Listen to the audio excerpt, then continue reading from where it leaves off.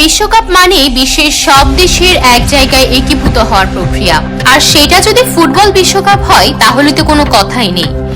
বিশ্বের সকল সংস্কৃতির মিশ্রণ জড়ো হয় এক জায়গায়। তবে আয়োজক দেশের নিজস্ব মূল্যবোধ ও সংস্কৃতির কথা মাথায় রেখে দেশভেদে আয়োজনের নিয়ম কানুনের পার্থক্য দেখা যায়, আর এমনটাই করতে যাচ্ছে সৌদি আরব।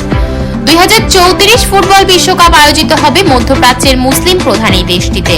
ধর্মীয় রীতিনীতিকে মাথায় রেখে তারা এই বিশ্বকাপে মদ্যপান নিষিদ্ধ করেছে। গতকাল ইংল্যান্ডে নিযুক্ত সৌদি আরবের রাষ্ট্রদূত প্রিন্স খালিদ বিন বান্দার আল সৌদ বিষয়টি নিশ্চিত করেছেন। খালিদ জানান, বিশ্বকাপ দেখতে যারা সৌদি আরবে যাবেন তাদের দেশটির সংস্কৃতিকে সম্মান করা উচিত। বিশ্বকাপ চলাকালীন সৌদি আরবের কোথাও মদ বিক্রি করা হবে না, এমনকি হোটেলেও না। ব্রিটেনের রেডিও স্টেশন এলবিসি কে সৌদি রাষ্ট্রদূত বলেন, এই মুহূর্তে অ্যালকোহল নিষিদ্ধ। অ্যালকোহল ছাড়া অনেকভাবেই মজা করা যায়, এটা শতভাগ প্রয়োজনীয় নয়। আপনি পান করতে চাইলে সেটা দেশ ছাড়ার পর, কিন্তু এই মুহূর্তে অ্যালকোহলের অনুমোদন নেই। 2022 সালে কাতার বিশ্বকাপের শুরুতেও অ্যালকোহল নিয়ে আলোচনা হয়েছে।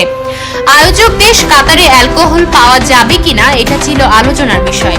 স্টেডিয়ামের আশেপাশে অ্যালকোহল বিক্রি নিষিদ্ধ থাকলেও হোটেল ও স্বীকৃত ফ্যান পার্ক থেকে অ্যালকোহলযুক্ত পানীয় কিনেছিলেন দর্শকরা।